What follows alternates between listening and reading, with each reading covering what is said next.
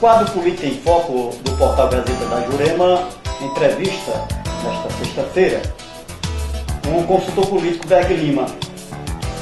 Berg, que é uma pessoa, um expert no assunto, e para auxiliarmos nessa entrevista, nós convidamos o nosso parceiro, Luiz Farias, que está ali, que vai nos ajudar a debater um pouco com o Berg o quadro político nacional. Berg, eu começo somente perguntando, queria que você fizesse uma rápida explanação da nossa política, o nosso cenário político local, o nosso cenário nacional, como é que você tem visto essa crise que aí está.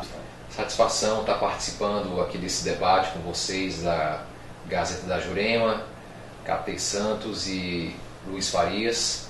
Respondendo a sua pergunta sobre esse cenário político que nós temos hoje no Brasil, é um cenário muito delicado na nossa jovem democracia, né? O Brasil que se caracteriza por passar por períodos de ditadura e períodos de democracia. Estamos vivendo há um pouco mais de 30 anos uma nova democracia, uma redemocratização desse período de direta já que nós tivemos em meados dos anos 80 e invadindo os anos 90, agora nos anos 2000. A gente vive uma crise sem precedentes no nosso país, em todos os aspectos, uma crise política, uma crise econômica, também que leva a uma crise institucional, porque os três poderes estão em crise. A gente pensa que a crise ela está envolta só do poder legislativo ou do poder executivo, mas o judiciário também está numa crise grande. A gente tem aí ministros com atitudes suspeitas, sendo pedido até impeachment de ministro do Supremo. É uma situação muito delicada, mas que faz parte do jogo democrático. Berg, esse cenário, o que você vislumbra? O Brasil tem saída para isso? Tem sim, a gente já viu crises piores, não só no Brasil, como em outros países também. Crises, como eu falei, tem a crise econômica, a crise política, a crise institucional. Vai depender da gente. Eu acho que o grande desafio do Brasil nesse momento é realmente as pessoas se envolverem no processo político. A gente saber votar, se questionando, as pessoas, o brasileiro não sabe votar, na minha modesta opinião, não. No geral, não.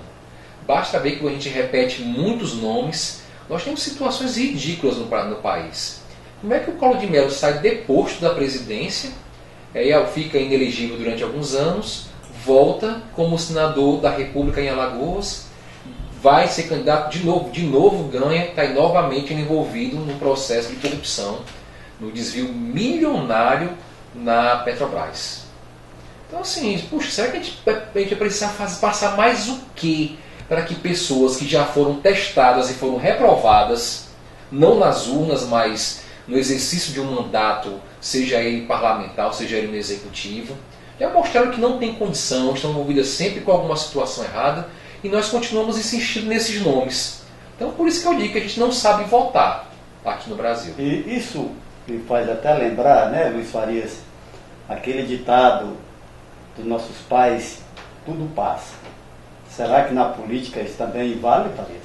Olha, o Berg, é um prazer estar aqui com você, né? O que você falou faz sentido, porque aquela campanha da CNBB, voto não tem preço, ele tem consequência. Né? E você citou o caso do Collor. Mas tem um caso muito mais emblemático do que o Collor, é o Maluf. O Maluf vem aí, há quanto tempo se ouve falar de Maluf envolvido em toda essa corrupção e condenado já. Condenado tudo. E o que passa é o seguinte: hoje o eleitor, o cidadão, era para a justiça, o nome diz, justiça para fazer justiça. Mas o que nós estamos vivenciando hoje é exatamente o contrário. É onde mais está existindo o lamaçal, a sujeira, está vindo do judiciário. E a corrupção, essa sangria que tem aí pelo poder. Nós vimos de ontem para hoje, aquele caso do Mato Grosso. Lamentável. Rapaz, né? que coisa lamentável aquilo, as pessoas... Maços de dinheiro, Maços de gigante, dinheiro. vários partidos, vários deputados. Você vê que essa situação envolve, ela não tem cor, ela não tem partido, ela não tem sexo, é todo tipo de gente. E nós vimos ali, não foi só dizer que foi o PT, que foi o PMDB, Perfeito. foram vários partidos ali, políticos de vários partidos, cara. Então, o que o Berg falou, acaba isso a gente passando essa responsabilidade, querendo ou não, para o eleitor. Isso. Então, eu concordo com você, Berg, e você que é um consultor político e sabe mais ou menos como anda um pouco a cabeça do eleitor, o eleitor realmente não sabe votar. É o grande responsável.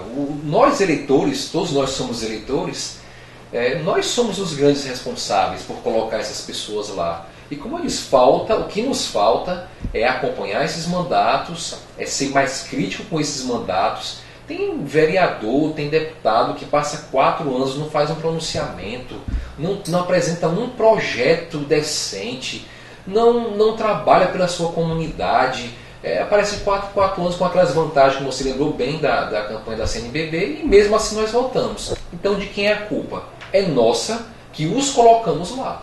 Então, já que você falou do eleitor, você como consultor, o que você acha? O que pensa o eleitor numa situação dessa? O brasileiro como um todo, ele está muito desiludido, até talvez com a vida, né? Porque a gente olha, para onde a gente olha, a gente vê uma desilusão muito grande. A classe política totalmente na lama, em xeque, no chão. O judiciário, onde a gente poderia ter alguma esperança, pior ainda. A gente teve casos aqui também no Ceará de coisas muito sérias, né? De venda de liminares nos finais de semana, os plantões judiciário não muito claros, transparentes, enfim. Então as pessoas estão muito descrentes. E eu acredito que na próxima eleição a gente pode ter, inclusive, um número muito alto de abstenção. Farias, essa opinião do Berg, como conhecedor profundo da causa, você entende, você acha que o eleitor já tem, vamos dizer assim, um pensamento formado? O que ele pensa, como ele agir, o que ele vai pensar, o que ele vai fazer para mudar esse cenário? Isso você como eleitor. Olha, Caté, o problema é o seguinte, hoje é um problema cultural. Essa bandalheira que está aí, né, essa corrupção toda, é como diz assim, o eleitor e o próprio, lógico, o papel do eleitor é exatamente colocar o político lá, como o Berg falou. Então, a responsabilidade acaba sendo nossa, somos nós que os colocamos lá. Mas hoje o que é que tem o seguinte, o que é que passa muito pela cabeça do eleitor? Eu só vou votar se eu ganhar alguma coisa. Se me der alguma coisa, eu voto.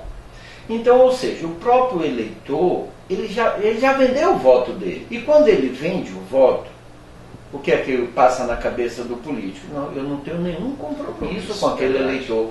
Eu já paguei, então não tem. E isso acaba virando uma coisa cultural. E isso...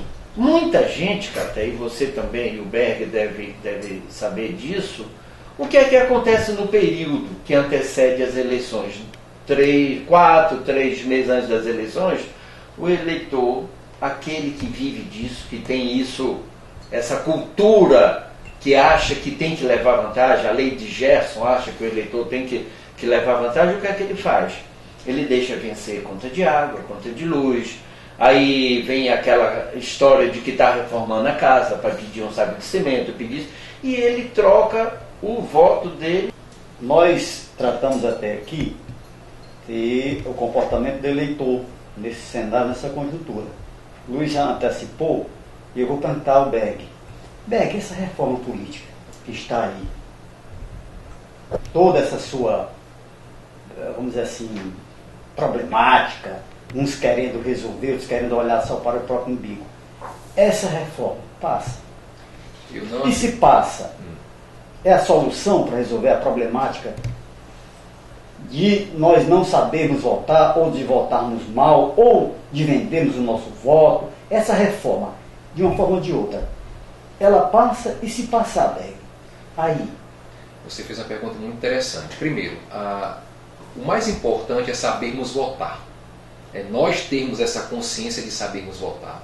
Porque independente do sistema político, se a gente tiver mais consciência do nosso voto, não importa qual vai ser o sistema político. Agora, a reforma política também, ela não deixa de ser importante, mas se ela fosse realmente uma reforma também, não fosse uma reforma para políticos, fosse realmente uma reforma mais política. Apenas para dar um dado para vocês, o Brasil é o único país no mundo que a gente nunca conseguiu repetir uma lei eleitoral em 2 eleições seguidas. Isso. Nunca.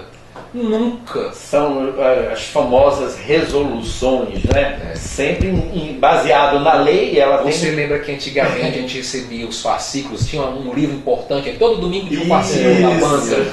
Então a reforma eleitoral no Brasil é desse jeito. Dois anos ela tem um fascículo na banca. Então nunca termina, nunca está pronta, nunca está bem feita. Ela tem alguns aspectos interessantes, algumas propostas interessantes nessa reforma. Quais seriam? Ao meu ver, primeiro, limitar o mandato de 10 anos para membros do Judiciário, membros do Supremo Tribunal de Justiça, Supremo Tribunal Eleitoral, tá? Seria muito importante. Por exemplo, a gente não estaria passando esse problema agora com o ministro Gilmar Mendes, certo? Outro aspecto importante que está sendo colocado agora, o fim da coligação partidária, porque isso vai fortalecer os partidos. E é importante que tenha partidos fortes, é importante, para ver se a gente consegue ter pessoas que comecem a defender ideias, ver se consegue, seja elas quais forem. A gente tem que respeitar se fulano é de esquerda, de direita, se defende isso e aquilo, ótimo, contanto que ele defende ideias, a gente saiba o que ele está pensando, a gente saiba o que ele está querendo, a coisa tem que ser mais clara. A gente tem, a maioria dos candidatos, gente, você analisar, não tem propostas. E quando tem propostas, são propostas vazias, propostas que ele não acredita, ele defende por defender. Tá? Então o importante nessa reforma política é que se passe situações que realmente o povo seja beneficiado. O que é ruim nessa proposta? O fundo eleitoral que está se pensando, eu acho discrepante em cima da crise econômica que a gente vive. Isso. Berg, eu agora te pergunto, você como da área, um consultor político, vocês consultores, vocês que estão envolvidos nisso, vocês têm tido a participação junto à classe política, de serem consultados, de informarem, de dizerem, apontar rumos, apontar caminhos, para que esses políticos que na hora que vão decidir, eles, ao invés de pensarem só nas suas ambições, nas suas propostas, eles não têm ouvido vocês e, em ouvindo, o que vocês poderiam fazer para que isso mudasse? Porque eu acho um papel importante de uma categoria como um profissional como você e outros que estão no Brasil. Eu acho que tenho visto tão pouca participação dessa categoria de vocês na orientação, na hora de cobrar, na hora de apontar o caminho para esses políticos. Pergunta extremamente pertinente, Caté. O Farias colocou uma coisa importante. Ele disse assim que os políticos jamais vão fazer uma reforma que prejudique eles mesmos. Ao contrário, eles sempre vão fazer para a manutenção do status quo, como as coisas estão. Não é? E a gente está participando, mas entrando meio que no céu à força, aquilo que eu disse que a população tem que fazer. Eles não estão pedindo a nossa opinião, mas nós estamos dando mesmo assim. Tá? Aqui, quando eu estou no teu programa, por exemplo, eu estou emitindo essa opinião. Essa opinião vai para várias pessoas, eu faço essa opinião, esse programa vai ser gravado, eu reproduzo para eles esse programa. Já procurei alguns deputados federais do Ceará, para ser mais exato, tive a oportunidade de conversar com 3 de uma bancada de 22, apenas se abriram ao diálogo sobre isso, e teve um que inclusive era a favor do Distritão. Depois desses nossos argumentos, ele virou um defensor do inverso. Ele está defendendo abertamente hoje o não ao Distritão, ele defendendo o fim de coligação, defendendo essas situações como um todo. Certo? A gente estamos tentando participar, furar o bloqueio, nos colocamos à disposição. A gente fez um ofício na nossa associação, mandou para o Congresso Nacional, propondo um debate com setores da sociedade, com a CNBB, com a OAB, com o Conselho Regional de Administração, de Contabilidade, com a nossa associação, enfim, com jornalistas, com a sociedade como um todo, que eles pudessem fazer ouvindo. E que fosse aquela reforma mais aprofundada que a gente já tocou aqui no começo do programa. A gente conseguiu sensibilizar pouca gente, mas o pouco que a gente conseguiu sensibilizar, eu acho que já foi o suficiente para que a pauta principal de maldade, gente, dessa possível reforma política, são duas. É a aprovação do Distritão e do Fundo Bilionário Partidário, que, como o Faria já colocou, eu creio que os dois estão sepultados, não passam. Como eles estão há 2 semanas tentando votar e não votam, não vai votar mais. Se não votar semana que vem, não dá mais tempo. Então, graças a Deus, eu creio que a população não vai ter esse prejuízo de distritão e de fundo eleitoral bilionário. Então, Farias, tomando como base as afirmações do Berg, que cenário tu vislumbras, então, daqui para frente? O que nós, eleitores, que nós brasileiros, podemos encontrar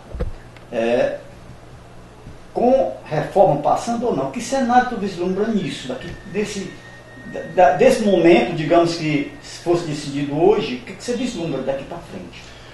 Olha, vamos de cima para baixo. Nós temos aí a nível nacional, nós temos hoje, podemos dizer que tem 3 candidatos já colocaram o carro em campanha antecipada, ao meu modo de ver. Um é o ex-presidente Lula, outro é o Ciro Gomes, né, que está com a sua campanha aí, e o outro é o Bolsonaro. O Bolsonaro que vem também em incursões aí, principalmente no Nordeste também. Eu não sei se é para contrapor ao Lula, porque o Lula resolveu, está iniciando a sua caravana pelo Nordeste, como o Bolsonaro também tem aparecido muito pelo Nordeste. Então nós temos esses 3. O Ciro Gomes, todo mundo sabe, de repente poderá ser até a terceira via. Poderá ser a terceira via. Mas nós não podemos esquecer que hoje em Brasília o nome mais forte, saindo do Congresso Nacional, é o Rodrigo Maia. O Rodrigo Maia está se mexendo aí para ser o candidato. Berg, para finalizar a sua participação, eu te perguntaria, e que você fizesse aí um breve relato, não está no momento de surgirem novas lideranças? Como eu coloquei aqui, só vai haver mudança de verdade na nossa política quando houver engajamento das pessoas. Tá? A gente precisa se engajar. Então, com esse engajamento, surge também a oportunidade de você colocar seu nome no partido, de você indicar alguém, de você participar ativamente da vida política. A vida política não é só a política partidária, mas é numa associação comunitária, numa igreja, numa associação de classe, OAB, CRC, CRA, num clubes de futebol, enfim. Passou da hora. O que a política precisa, o que a gente precisa hoje realmente é ser arejado. Então, senhores, nós encerramos aqui o primeiro programa Política em Foco do seu portal Gazeta da Jurema, que na tarde desta sexta-feira entrevistou o consultor político Berg Lima, que nos auxiliou aqui para que nós pudéssemos levar até os senhores as informações, o companheiro Luiz Farias, o amigo Luiz Farias, que também estará conosco todas as sextas-feiras. Ficamos por aqui e contamos com os senhores na próxima sexta-feira.